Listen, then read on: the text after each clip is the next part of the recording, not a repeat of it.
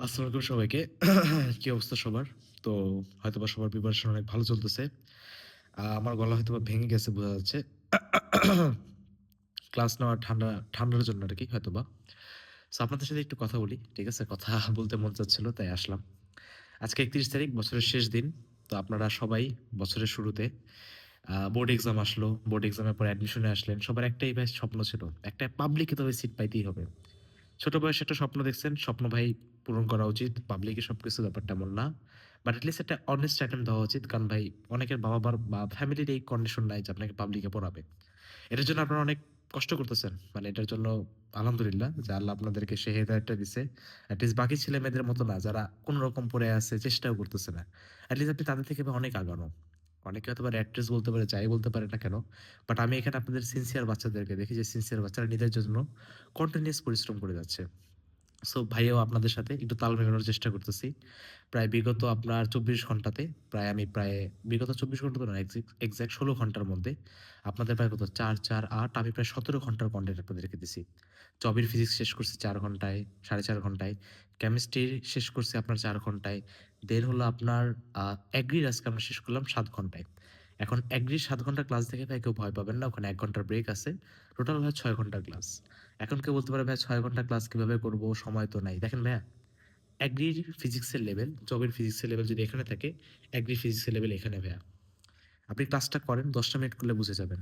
নাহলে ভাই যদি অ্যাগ্রি যদি চায় কঠিন কোয়েশ্চেন করতে, তার বিগত বছরের কোয়েশ্চেন দেখেই বোঝা যাচ্ছে, আপনি ভাই ২০ টার মধ্যে ১০ টার অ্যান্সার করতে পারবেন না। মানে ভয় দেখাচ্ছি না, বাট কথা কিন্তু ভাই সত্য। আমাদের সময় ২২-২৩ এমন কোয়েশ্চেন করছিল অ্যাগ্রি ফিজিক্স যে ভাই অ্যান্সার কেউ করতেই পারে না ঠিকভাবে। ২৩ গতবারও কিন্তু ভাই অ্যাগ্রি ফিজিক্সটা কিন্তু ভাই ভালো কোয়েশ্চেন করছিল। তো বারবার বলতেছে অ্যাগ্রি ফিজিক্সকে হেলাফেলা নিয়েন না। মেডিকেলের স্টুডেন্টরা বসবে, ইজি কোয়েশ্চেন করবে। যদি না করে তখন পরীক্ষা দিয়ে এসে ভাই কারো কাছে কমপ্লিট করতে পারবো? করতে পারবা না। তো অ্যাগ্রি ফিজিক্সটা ভাই সবাই দেখে আসেন। আর টেলিগ্রাম গ্রুপে আপনাদের স্লাইড দিয়ে দেওয়া হয়েছে। সেখান থেকে আপনারা স্লাইডটা দেখে নেন।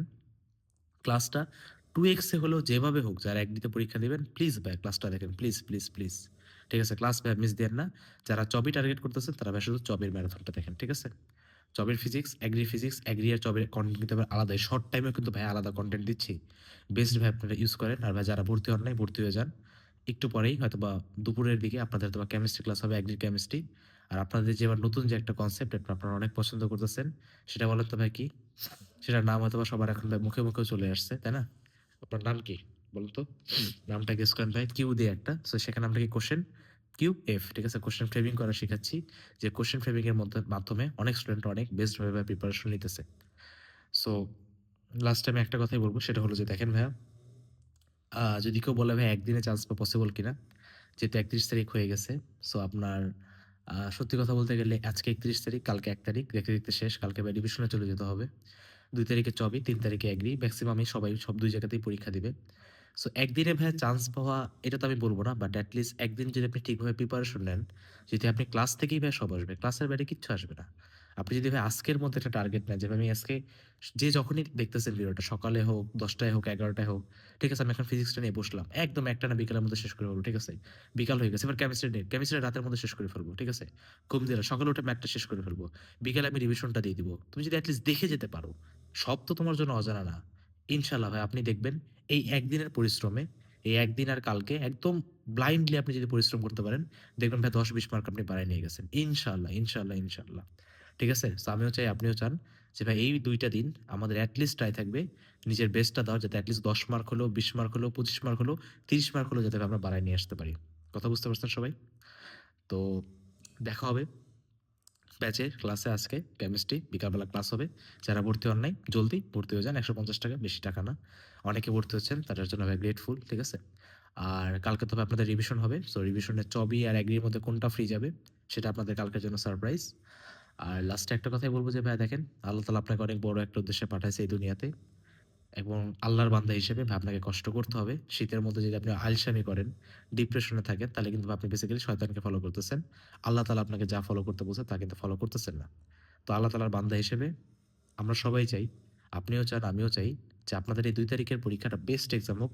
৩ তারিখের পরীক্ষাটাও বেস্ট এক্সাম হোক। যাতে আপনি বছরের শুরুটা যাতে বেস্ট ভাবে স্টার্ট হয়। যখন ভাই ২-৩ দিন পরে যখন রেজাল্ট দিবে, তখন যাতে একদম বন্যা হয়ে যায়। যেমন আজকে জাবির রেজাল্টে বন্যা হয়ে গেছে।